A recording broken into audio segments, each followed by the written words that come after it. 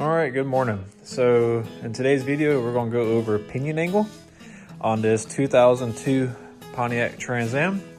Let me go over a few of our characteristics and maybe this can help somebody out with a similar setup. We'll start with the front. We have a stock rim, which is 17, and stock tires. They are 275/40/17. These are 26-inch tall tires. We do have lowering springs on the front. You probably can't see it, but they are white. They should be lowering the car 1 inch in the front, as you can see our ride height. I can't remember the company. I think it is Strano springs in the front. So in the back, we do have a 28-inch tall tire. It is a, let's see, let me find it. I think it's on the edge. There it is. So it is a 275/60/15. So that did raise our back end 1 inch because you split the two, 1 inch on top, 1 inch on bottom. So ground height has been increased 1 inch. We do have stock springs in the back, but we do have an S60 or Dana 60, and the tubes are slightly bigger. And that's why I believe I have the clearance I have here, which I'm super happy with. So you can see we're lowered in the front, we're really raised in the rear.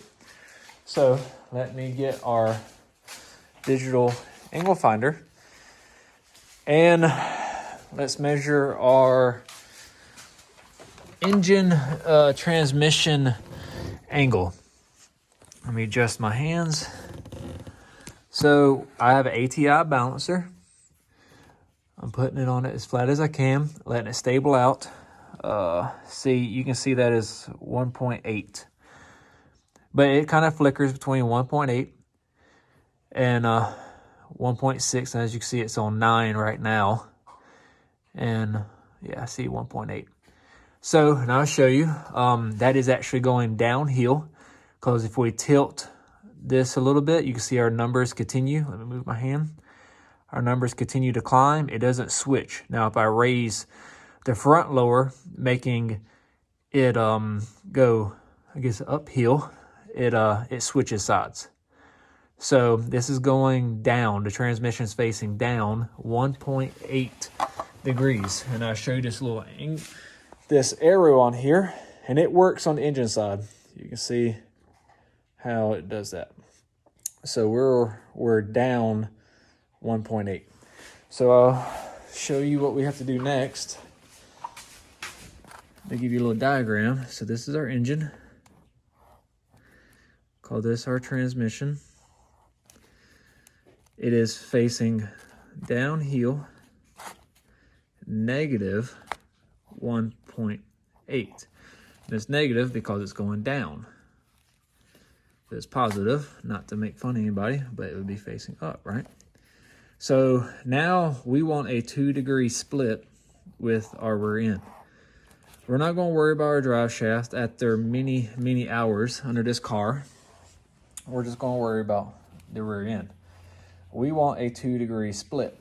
Our 2-degree split in this case would be a positive 0.2. And that's going to be positive, so it's going to go uphill. Which, don't look at the arrows and get confused. That is pretty much parallel to the ground. So we're only like 0.2 positive from being parallel. And the reason why you can see that split is we got our negative 1.8. If we add a positive 1 degree, now we're at 0.8, still negative.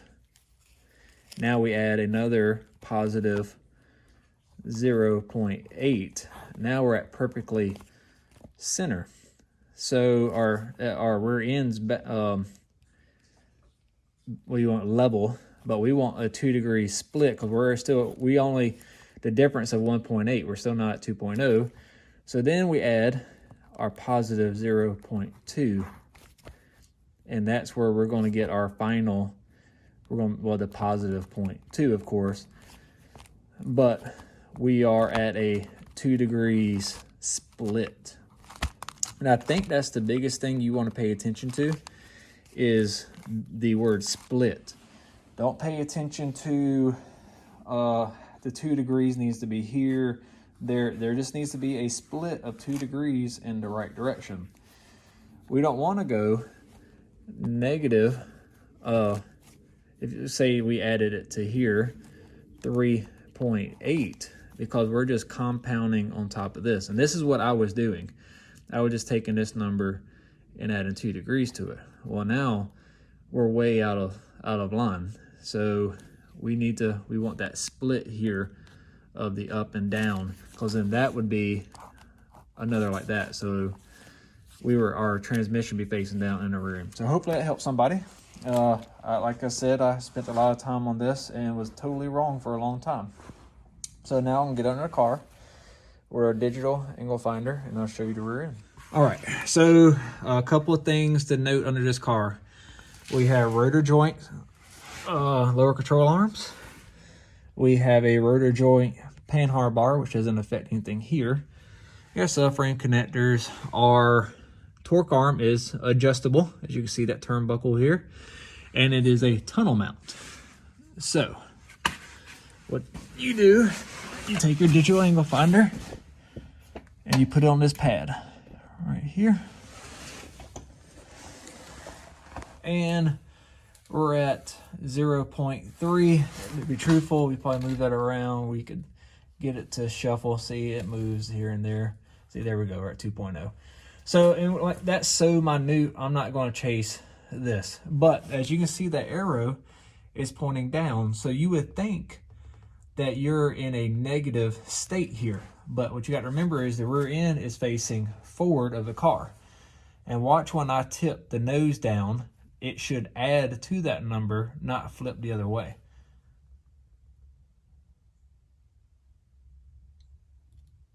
I think it was a little bit quick. You'll see the arrow flip. See the arrow flip on it? Now we're in a true negative state. Now, when I tilt the back down, which is going to be a positive angle, you'll see the arrow stay the same and we'll add 2. So we do know the nose is facing 0.2 degrees high and not below. So we have our 2 degrees split there. I'll tell you something else to do when you're adjusting this is go ahead and mark like this side. I know if I turn my wrench to this side, I'm tightening this back bolt.